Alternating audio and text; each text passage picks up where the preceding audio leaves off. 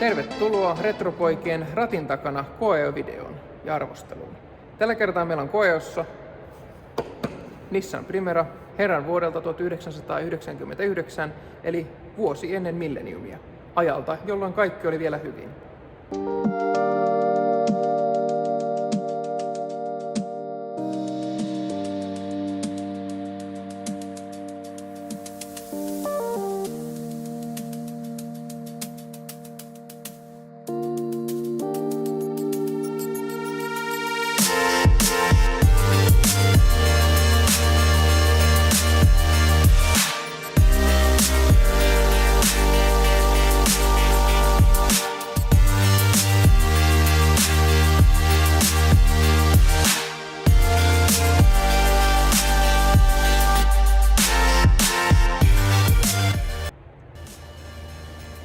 Ja täällä pelin alla hyrisee tuttavallinen GA16DE eli 1,6-litrainen bensiinimoottori ketjukoneella, ei syö öljyä.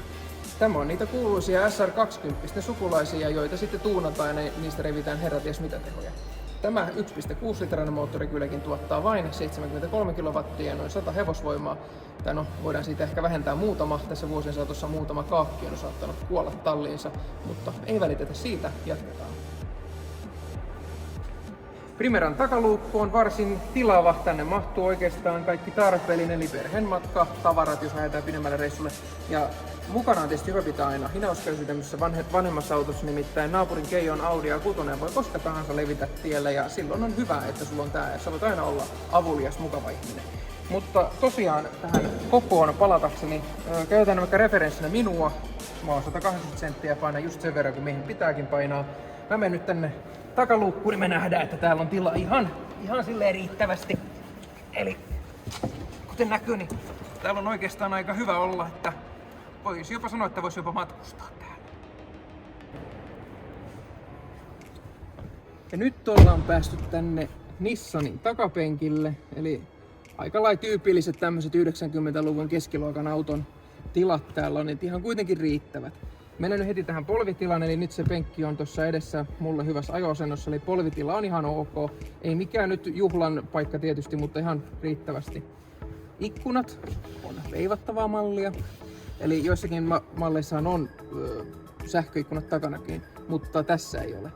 Tähän on siis GX Plus, eli tässä on kromia hiukan ulkona ja helmalevikkeet, mutta siinä sitten on kelina. Tosiaan lähinnä kosmeettisia pieniä juttuja, mitä tässä mallissa on tehty.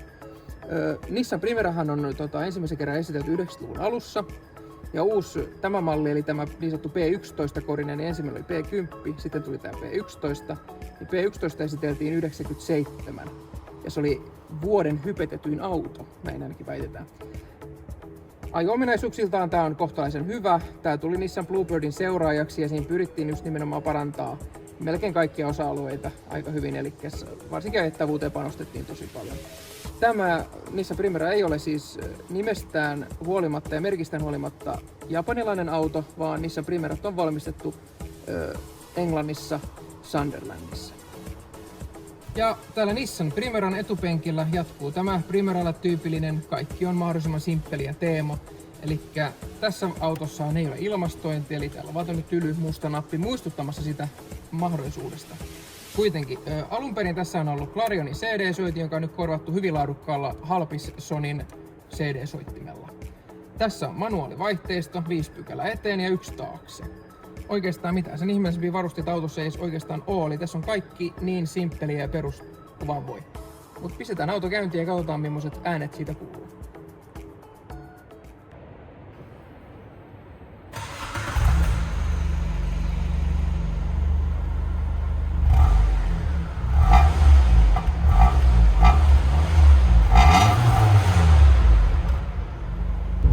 Ollaan päässyt tänne tien päälle, eli vähän tätä ajotuntumaa päästään testaamaan. No millainen tää Nissani on ajaa?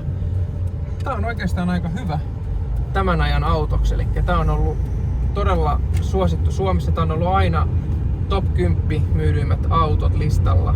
Ja syynä on lähinnä silti ollut se hinta, eli Nissani on pyrkinyt sillä alhaisella hinnalla kompensoimaan niitä puutteita, mitä tästä autosta tietysti myös löytyy. Mutta ajettavuus ei ole yksi niistä puutteista, nimittäin tää on todella hyvä auto ajaa.